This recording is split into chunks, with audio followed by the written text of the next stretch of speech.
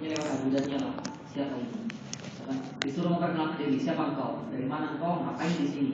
Di wilayah kekuasaanku istilahnya. Kalian kan nyebarin aliran-aliran yang enggak sejalan sama raja kan, atau misalkan kalian menyebarkan paham-paham yang aneh gitu kan. Barangkali kan, ini kata baju, itu dijelaskan saya lihat ini. Ternyata mungkin dibisikin sama pengawal kerajaan. Memang beliau seorang ulama hadza al-asr, ulama abadi. Wah, kalau itu kita udah istilahnya ketimpaan, maksudnya kedatangan tamu agung lah kalau kayak gitu lah dalam bidang Al-Quran. Akhirnya kata si raja apa? Idan anta ustadz auladi awalan. Kalau begitu kamu wajib menjadi guru anak-anak saya dulu. Gak boleh ngajarin orang lain. Ajarin dulu anak saya. Setelah anak saya beres, tumma masyita bangsa kita menas. Namanya raja kan berkuasa, raja. Ya mungkin itu juga Allah ya, itu juga mungkin gak mutlak lah ya. Mungkin ada salah satu tertentu beliau juga membuka waktu untuk orang lain. Cuman memprioritaskan anak raja dulu. Akhirnya di sini kita bisa bayangkan tempat tinggal dapat pindah, nggak perlu. Maksudnya nggak khawatir lagi tempat tinggal. Dia hidup tiap bulan, jelas. Antum yang diajarin itu maksudnya antum adalah guru anak siapa di sini orang paling terhormat di Indonesia? Versi antum ya, nggak usah nyebutin nama. Siapa orang terhormat di Indonesia nomor 1 lah ya. Kemudian antum dimuliakan, dianggap keluarga oleh dia. Kira-kira gimana rasanya? Apa yang itu butuhkan? Ini air minum nih, tuh, lihat. Jangankan air minum lah sekarang. Apalagi pabriknya saya kasih itu. Ternyata di sini ada salah satu istilahnya hikmah yang sangat besar. Tidaklah seorang memuliakan Al-Quran, melainkan dia pasti akan dimuliakan oleh Zatil Quran. Al-Quran itu kan kalimat ya, zatnya adalah Allah Subhanahu wa Ta'ala. Tidaklah seseorang memuliakan Al-Quran, melainkan dia pasti akan dimuliakan oleh Zatil Quran, bukan Tuhannya Al-Quran. Kenapa? Kalau Tuhannya Al-Quran berarti Al-Quran makhluk, bukan Rabbul Quran, tetapi Zatil Quran, zatnya Al-Quran. Zatnya adalah Allah, kalimatnya adalah Al-Quran, nama-namanya adalah asma wa sifat yang pernah kita pelajari. Akhirnya sejahtera sekali hidup beliau saat itu. Udah nggak mikirin apa-apa lah, nggak usah mikirin sambil bisnis ini, bisnis itu, jual itu. Fokus saja ngajarin anak saya. Nah, udah selesai itu mengajarkan, di situ dia disebutkan berapa lamanya. Akhirnya terjadi sebuah fitnah peperangan yang besar. Kesultanan Mongol, kerajaan Mongol pengen menguasai Turki, pengen menginvasi Turki. Terdengar nama Sultan Bayezid Khan. Akhirnya mau nggak mau dia menyiapkan pasukan. Dia pasukan, walaupun sama-sama Muslim, Timur Tengah itu kan Muslim.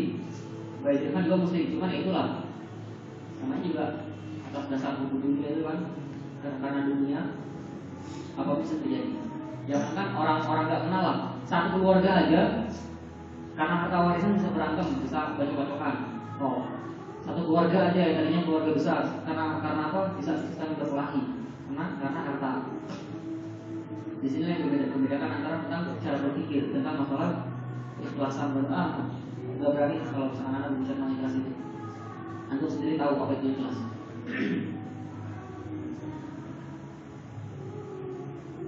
Apa? Tidaklah seorang memuliakan Al-Quran, melainkan dia pasti janji Allah pasti akan dimuliakan oleh Zatil Quran. Silakan. Nah, bisa. Maksudnya yang kita pentingkan adalah yang penting orang bisa menjadi ahli Quran dulu lah. Tidak penting misalkan saya nanti gimana, nanti misalkan pendapatannya atau saya gimana ya. Saya juga kan misalkan punya apa yang tanggungan atau gimana macam. Pertama, hitung-hitungan matematis itu wala tansa nasibaka minad dunya. Tetap harus kamu pikirkan juga. Hitung-hitungan versi kamu. Karena nanti kalau versi Allah SWT itu lain lagi ceritanya. Wa yarzuqhu min haitsu la yahtasib. Kamu hitungannya segini kan, di mata Allah ini kurang pasti kamu. Di mata Allah cukup, Allah simpan untuk kemudian hari. Terjadi peperangan antara Timur Leste dan Bayezid Khan. kemenangan untuk siapa? Kemenangan ternyata untuk Timur Leste. Timur Leste menang, Sultan kalah. Terus gimana Ibnu Jazari? Akhirnya Ibnu Jazari statusnya sebagai bukan tawanan, tapi statusnya beliau tetap sebagai seorang ulama. Karena orang-orang ini kan Timur Leste itu kan wilayahnya ini wilayah Timur Leste adalah di sini. Nah, ini dia. Ini masih terlalu umum. Wah, nggak ada nih. Bentar.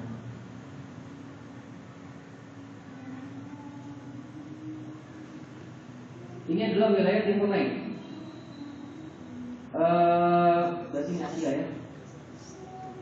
Wilayah salah satu wilayah Mongolia. Ibnu Jazari akhirnya dibawa karena ini wilayah orang Islam saat itu. Di sini kan ada Samarkand, ada Bukhara di sini. Dibawa ke sini, ini namanya Biladi Mawaro An-Nahar, negeri Mawaro An-Nahar. Mawaro An-Nahar itu maksudnya adalah karena asal mulanya inilah Nahar Sirdariyah. Ini, sini. Dan juga ini yang merah ini Amudariyah. Nah, sini. Biladi Mawaro An-Nahar ini sini. Ini di sini ada Samarkand, ini apa nih kalau misalnya misalkan? Berarti sekitar wilayah apa nih? Turkmenistan, Kazakhstan, perbatasan ya. Kalau misalkan kita ini kan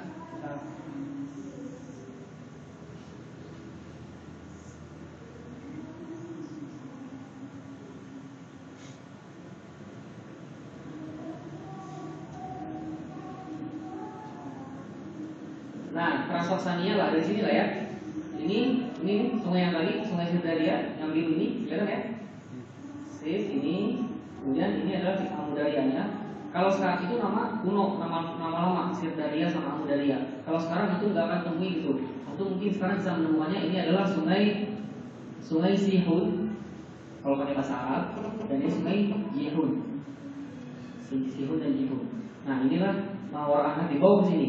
Berarti dari sini ke sini mungkin jalannya bawa ke sini. Posisinya beliau tetap sebagai seorang ulama.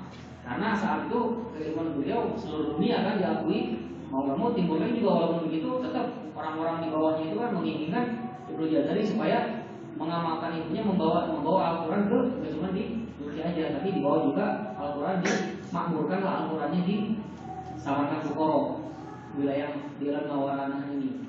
Ini juga salah satu hikmah ternyata Allah ingin Ibnu Jazari supaya enggak terus-terusan di Turki, pindah ke negeri lain karena masih ada tempat lain yang membutuhkan. Dibawa ke sini, kita tidak berbicara tentang kebegisan tentang Timur Leste ya. Walaupun dia Muslim, dia itu kan cucunya siapa? Genghis Khan. Genghis Khan, anaknya Hulagu, kemudian Timur Leste. Bedanya kalau bapak dan kakinya dia kafir, ya kan? Kalau Timur Leste kan Islam Muslim kan. Tapi walaupun Muslim, kalau dengar ceritanya itu, kalau orang beberapa pernah satu ketika dia mau menghancurkan satu daerah. Kemudian dia mungkin nggak tahu karena hobi atau iseng atau gimana, tengkorak daerah yang dia bantai disusun jadi piramid. Begitu nggak tahu lah kalau misalkan watak mungkin nggak jauh dari watak kakek neneknya, bapak kakeknya gitu kan, orang di atasnya. Baik, di Samarkand Bukhara juga nggak lama. Beliau melanjutkan lagi perjalanan ke sini, ke bawah. Akhirnya kita ini perjalanan yang ringkasnya yang masyhur di untuk orang-orang yang mempelajari ilmu tentang Ibnu Jazari.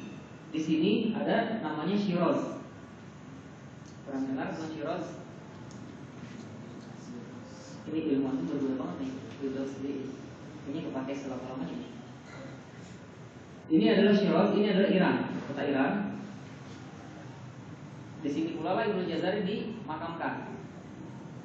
Ini Shiraz, Persia ya. Shiraz di sini, di bagian selatan. Di sini. Kelihatan ya? Sini. Di sini sampai beliau wafat di situ. Oke, Berarti kalau misalkan tadi lihat perjalanan beliau dari sini ke bawah, sini sampai ke Syiraz, dan dimakamkan tepat di Darul Quran. Darul Quran itu adalah tempat beliau mengajarkan Al-Quran yang beliau bangun. Karena juga ada juga riwayat belajar talaki itu beliau juga mendirikan Darul Quran bukan cuma di Syiraz ini, mendirikan juga Darul Quran di ketika saat beliau lagi di Syam. Intinya mungkin beliau kalau misalnya di Turki, beliau juga mendirikan Darul Quran di Turki. Maksudnya tempat beliau mengajarkan Al-Quran itulah dinamakan Darul Quran. Beliau kasih nama Darul Quran. Nah, untuk di Syiraz beliau dimakamkan tepat di bawah Darul Quran, tempat beliau biasa mengajarkan Al-Quran. Jadi kalau misalkan ada yang pengen ke Iran atau ke ini mengunjungi beliau, mungkin beliau ada di Syiraz itu. Tapi kita cukup tahu saja, cukup mendoakan saja lah dari sini, mendoakan di sini supaya supaya barangkali yang kita mendoakan beliau kan kemudian didengar, ya barangkali gitu kan, kita nggak pernah tahu, ya doa itu kembali kepada kita sendiri, mendoakan orang yang soleh. Nah itulah sejarah singkat tentang Ibnu Jazari. Kemudian di sini juga tentang Ibnu Jazari itu siapa sih, kok sehingga dia bisa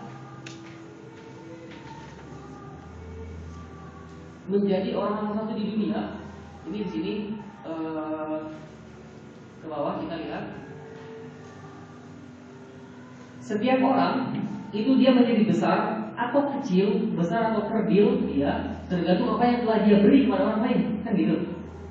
Antum mau jadi orang yang dikenal, maksudnya nggak penting lah kita bagaimana kita lahir misalkan di Kubang atau misalkan di Amanah, di tempat terpencil, tempat yang jauh, tempat atau dilahir dari keluarga misalkan yang terbelakang atau bagaimana segala macam, itu nggak penting. Yang terpenting adalah bagaimana kau mati, kan gitu. Bagaimana kau meninggalkan dunia ini. Nah Ibnu Jazari meninggalkan dunia ini dalam posisi yang sangat banyak sekali mu'alafat beliau, banyak sekali, lebih dari 20 mu'alafat. Di sini diringkas karena yang berkaitan saja dengan Al-Quran. Yang pertama adalah ini, sebelum kita sini, beliau itu lahir wafat tahun berapa? 833 Hijriah ya. Dari belum dikaji ya. Beliau wafat tahun 833 Hijriah atau lahir 751 Hijriah. Sekarang tahun berapa? 1436 Hijriah kan? Berapa tahun dari sana ke sini? Kurang lebih sekitar 700 tahun. Gitu ya. 700 tahun nama beliau masih tetap wangi ya. Wangi loh ini. Sampai sekarang kita dan mungkin sampai akhir zaman, selama masih ada orang-orang yang pengen belajar Al-Quran. Ya kita mau gak mau, karena kunci ilmu tajwid hafz itu paling besar itu ada di mana Al-Jazari ya. Kan kayak gitu, maksudnya kita mau gak mau walaupun kita pakai matan yang ini silakan saja, tapi tetap rujukan utama ya ini mana Al-Jazari. Gimana mengkiaskannya? Gimana mengkiaskannya? Nah udah sih, antum mengkiaskan kita. Misalnya antum pengen belajar komputer, antum gak suka sama Bill Gates lah istilahnya, gak mau sama Bill Gates. Tapi ya mau gak mau, orang kalau dinamakan orang komputer ya Bill Gates gitu, Windows gitu. Atau misalkan Facebook, saya mau Facebook jangan sama si Zuckerberg-nya, jangan sama si Zuckerberg-nya. Zuckerberg lagi itu mah Zuckerberg, si Zuckerberg itulah namanya. Ya semoga dia nggak kedenger gitu. Zuckerberg, susah banget namanya sih namanya. Tapi kalau dilatih taksim orang Jerman mungkin jadi bisa kasih. Nanti kan ada dilatih aja, ya makanya Zuckerberg. Yang mudah aja lah. Dan juga tadi dipakai selain Al-Quran kan. Ya mau nggak mau ya dia yang tahu tentang Facebook gitu kan. Jadi kalau mau tahu apa-apa, jadi juga sama Al-Quran. Kalau mau Al-Quran ya Ibnu Jazari gitu lah. Sip.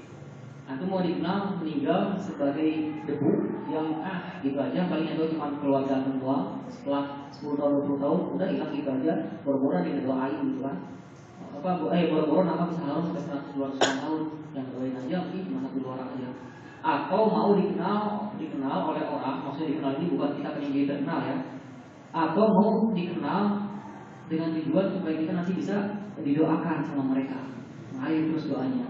Apa? Ilmu yastafa'u bihi. Kan gitu. 3 perkara kan yang tidak lepas walaupun kita sudah dalam umur 100 ilmu yang bermanfaat. Ini bayangin kalau 1000 orang berdoakan antum gimana? 10.000, juta orang. Nah, di sini matan yang pertama adalah al-manzumah al-muqaddimah, matan al-muqaddimah yang di hadapan alladzi baina aydikum, yang sekarang ada di hadapan antum semua. Itu adalah namanya manzumah al-muqaddimah fima ala qari'il qur'ani ayya'lama. Itu nama aslinya. Wa ba'du inna hadhihi muqaddimah fima ala qari'ihi ayya'lama. Satu bait itu tuh namanya. Nama matan ini. Cuma kita ringkas. Matan Al-Jazari, manzumah Al-Jazari sama aja. Intinya 107 bait yang tadi tentang apa yang kita kaji ini itu namanya matan Al-Jazari. Sip, awal jangan sampai tertukar ya nanti ya. Kemudian berikutnya Tahdirut Taisir fil Qira'at Sab'ah. Kitab Tahdirut Taisir ini kitab tentang qiraat sab'ah yang ditulis oleh Imam Abu Amr Ad-Dani. Ini untuk kitabnya mungkin saya tidak terpikir untuk memfotokan contoh kitabnya, tapi kitabnya ada sama saya, cuma di Kairo, masih nunggu dipakai di sini. Ini buku tentang qiraat sab'ah, nah yang ditulis oleh Abu Amr Ad-Dani. Kemudian sampai Ibnu Jazari di tahrir segala macam. Tentang qiraat sab'ah ya. Yang berikutnya, ini nih, An-Nashr fil Qira'atil Ashrah. Ini juga sama. Kalau ini buku tentang qiraat 10 yang Ashraf Kubro paling atas itu. Yang untuk Ashraf Kubro cuma satu yang dikenal, jadi ini An-Nashr fil Qira'atil Ashrah aja. Karena kalau Ashraf Kubro yang lain itu tidak dikenal. Ashraf Kubro itu adalah cuma satu ini. Matan Thayyibatun Nashr, ini matannya. Ini adalah bentuk matannya. Matan itu kan ringkasan-ringkasannya kan dalam bentuk baiknya. Teorinya mana? Teorinya ada dalam buku namanya Kitab An-Nashr fil Qira'atil Ashrah 2 jilid. Lagi-lagi pakai bahasa itu bukan bahasa Sunda, bahasa Arab. Kemudian yang keempat, Thayyibatun Nashr fil Qira'atil Ashrah, ini mata-matanya untuk mempermudah kita untuk menghafal, menguasai Kitab An-Nashr ini. Kemudian ada juga At-Tamhid fi At-Tajwid. Kalau ini buku masih istilahnya level beliau saat beliau masih level anak muda, 17 tahun. Beliau menulis buku ini masih usia 17 tahun. Berapa umur? Berapa buku yang dikeluarkan? Dari sekarang pokoknya mulai cara berpikir kita sama-sama lah, termasuk ke anak sendiri juga. Kalau misalkan ingin dikenal, misalnya ujung-ujungnya supaya kita bisa didoakan, karena ya apalagi kita diharapkan dalam kubur kan, selain doa kan, selain cahaya yang menerangi kita nanti, apa yang kita harapkan? Kita juga nggak bisa mengharapkan dari anak-anak kita kan, kalau anak-anak kita semuanya nggak ada yang mendoakan kita gimana?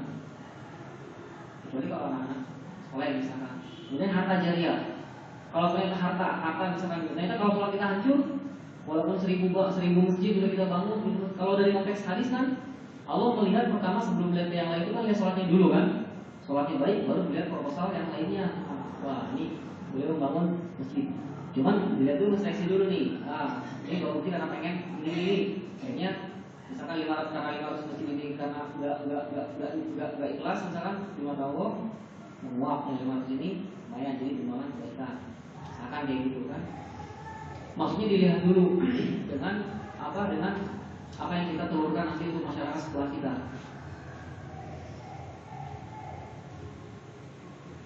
Ini ditulis oleh beliau saat usia 17 tahun ya. Bukunya juga ada sama saya juga. Ya, pokoknya supaya cukup sederhana lah. Intinya buku ini tidak bisa dijadikan rujukan utama dalam ilmu tajwid. Kenapa? Karena misalkan contoh dalam bab Sifatul Huruf, saya pernah membaca dan itu tadi salah satu keutamaan kita sudah menguasai matan Al-Jazari ya, menguasai tajwid hafaz. Ketika membaca buku-buku tajwid lain itu sekilas paling beres sejam selesai, set kebaca. Karena apa? Karena banyak yang informasi yang sifatnya itu cuma penukilan ulang. Coba aja untuk baca di buku tajwid A, di buku tajwid B, lihat aja, masih banyak istilah-istilah yang sama. Itulah itu. Makanya ilmu itu ada 2 tipe. Antum mau menjadi ulama nahil, ulama yang tukang penukil, tak ambil dari sini, bukunya marodinya banyak segala macam gitu, atau mau menjadi seorang muharrir. Tadi ada kelompok namanya keren banget, muharrir, muhaqqiq.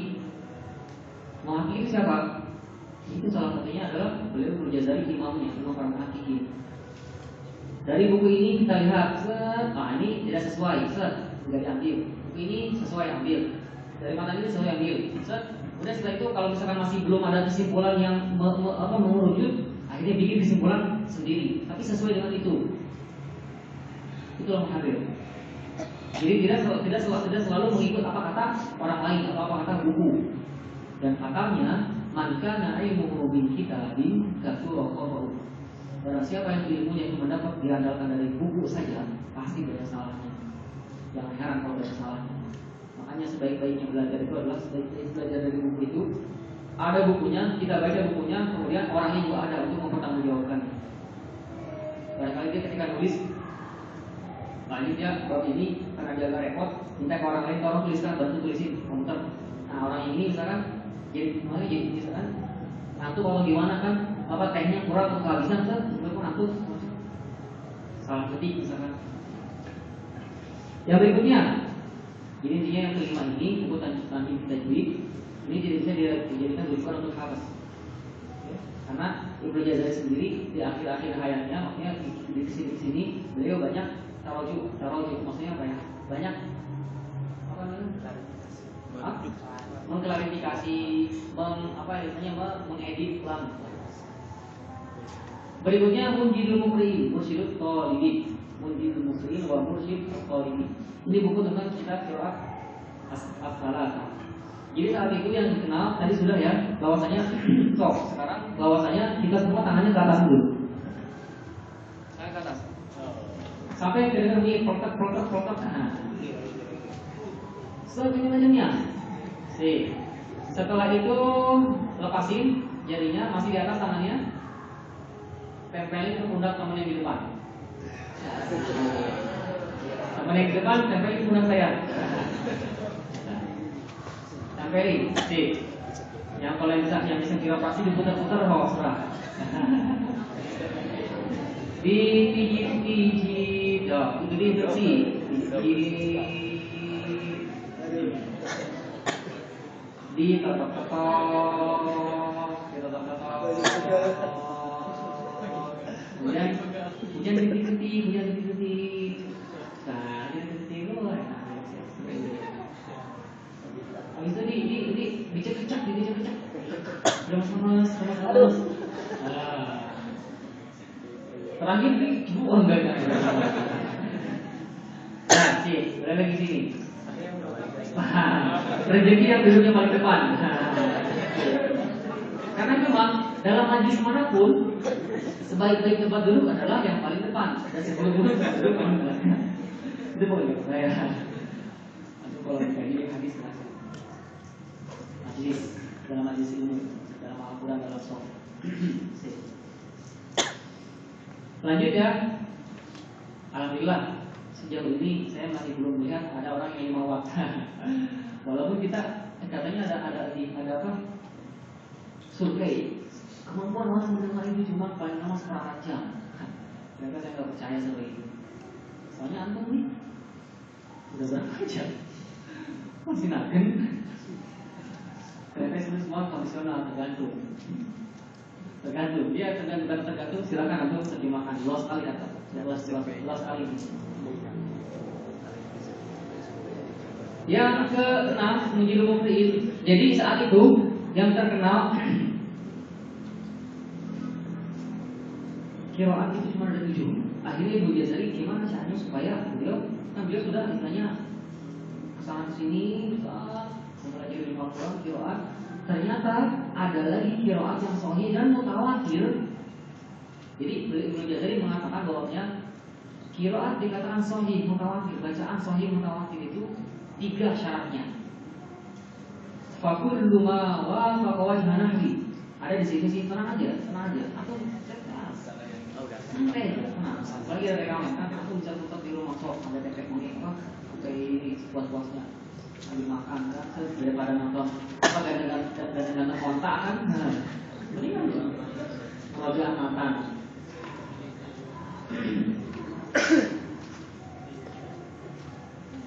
Sampai mana tadi? Tiga rukun syarat. Ada yang mengatakan rukun dan syarat berbeda, tapi intinya kalau bilang salah satunya itu nggak sah. Yang pertama, fakullu ma wa wajhanahu, sesuai dengan kaidah bahasa Arab. Saya pergi ke pasar, pasti itu. Nggak mungkin saya pergi di pasar. Saya makan nasi, pasti nggak mungkin saya dimakan nasi. Saya makan kambing, nggak mungkin saya dimakan kambing. Saya makan tikus, mungkin nggak? Mungkin nggak? Mungkin nggak saya makan tikus? Darurat ya. Darurat. Itu kita tidak bisa pikir. Yang penting mungkin nggak? Secara bahasa mungkin. Nanti kalau di ini nanti tetap tikus goreng gitu. Itu kan belum selesai. Saya makan tikus, mungkin nggak? Mungkin, tapi ya ada bagiannya.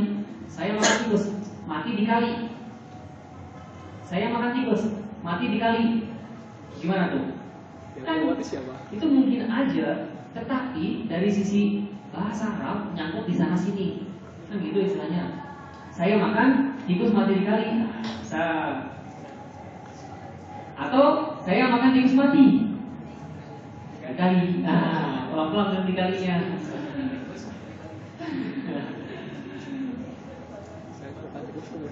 Udah dibaca. Intinya sesuai dengan kaidah bahasa Arab, sesuai dengan kaidah bahasa Indonesia, bahasa apapun itu. Yang kedua, harus sesuai dengan tulisannya gimana saat itu para sahabat menuliskannya di hadapan Rasul. Ketika Al-Quran diturunkan kepada Nabi Muhammad SAW, kemudian para sahabat yang bisa menulis saat itu langsung tanpa disuruh pun mereka langsung menuliskan firman Allah Subhanahu Wa Taala. Secara tanda Rasul berturun wahyu, muka merah, berkeringat, berat lah istilahnya. Pas sadar, antum pernah kayak rep-rep. Nah, cuma bedanya kalau antum ditindihin ini, kalau Rasul dapat wahyu, antum dapat apa? Maksud enggak dibilang canda misalkan. Sahabat yang bisa menuliskan langsung menulis. Ada batu, tulis di batu. Ada dia bawa kolpa kurma.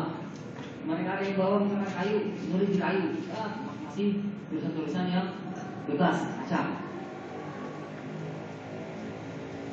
Semua harus sesuai dengan apa yang dituliskan oleh sahabat, tapi itu masih belum berakhir karena nanti ada kesini ada bentuk upgradean mushaf, apa-apa yang telah ditulis. Nah, ini juga sama-sama di bab Al-Quran, tindakan tafsir Al-Quran dari sisi tulisan. Contoh kecilnya misalkan kalimat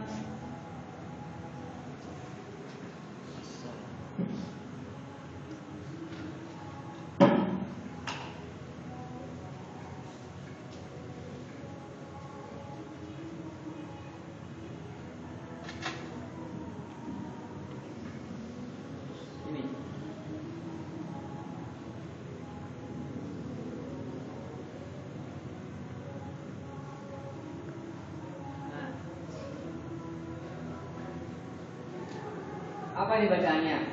Dulu. Yang kedua misalkan yang paling gampang. Apa ini bacanya? Hah? Oke, kan? Satu suara nih, sepakat nih. Nah, tergantung. Ini bisa jadi tatap. Wakotalu, wakutilu. Bisa juga wakutilu, wakotalu. Tergantung kira yang mana dulu.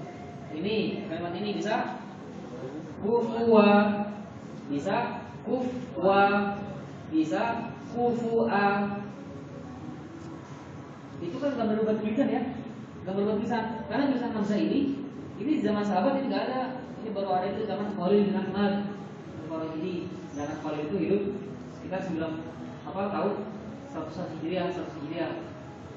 Zaman setelah sahabat ada Abu Al-Aswas, setelah Abu Al-Aswas ada Nasr bin Asim, sama yang bin Ya'mar. Setelah mereka berdua ada Khalid bin Ahmad. Sampai itu kesini akidah terus menerus akidah. Selama itu tidak merubah ini. Kalau seandainya dirubah jadi kayak gini, misalkan karena dibacanya wa qatalu, akhirnya misalkan ada orang setelah mereka menulis kayak gini, kayak gini, baru inilah yang dinamakan batil. Karena kalau misalkan sudah tulisan seperti ini tidak membuat qiraat yang lain kan? Ini bacanya gimana? Pasti wa qatalu, nggak mungkin wa qutilu. Mungkin nggak wa qutilu?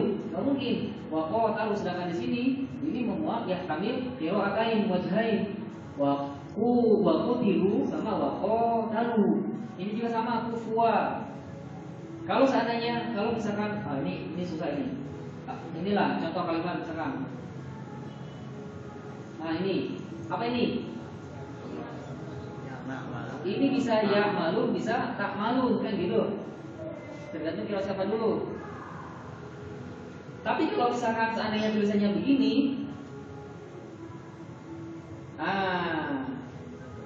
itu nggak mungkin. Karena kalau ini bisa fa, wah nggak mungkin. Ini bisa jadi fa. Inilah yang nggak bisa, nggak boleh. Langsung terakhir misalkan contoh maliki. Alhamdulillahirabbil alamin arrahmanir rahim. Terus ini bacanya apa? Nah, kan? Ini salah satu hikmah para sahabat dulu nulis masih kotak, gundul kayak gini, belum dikasih titik, belum dikasih apa-apa. Karena kenapa? Ternyata maksudnya diriwayatkannya ini dibacanya maliki, berarti oleh orang-orang setelah kita, maksudnya orang-orang setelah para sahabat dikasih tanda begini maliki sampai sekarang. Alif hanjaro itu kayak belak-belak apa namanya? Ada juga yang membaca maliki. Tapi kalau seandainya kayak gini nulisnya itu nggak bisa. Dan seterusnya misalkan ya ayyuha, antum ya tulisannya pasti kayak gini. Kalau seandainya ada yang nulis ya ayyuha, nah ini mushaf ini sudah dibakar, harus sudah dimusnahkan. Kenapa? Karena itu telah merubah keaslian Al-Quran, merubah bahasa mushaf. Itu pula yang dilakukan oleh Utsman. Semua mushaf-mushaf kita jadikan satu. Itu ada atas sebuah kondisi yang cukup fatal saat itu. Pada saat peperangan orang nggak mau yang ini nanti aja kita buat nanti aja. Utsman membakar mushaf. Woi, ada apa nih?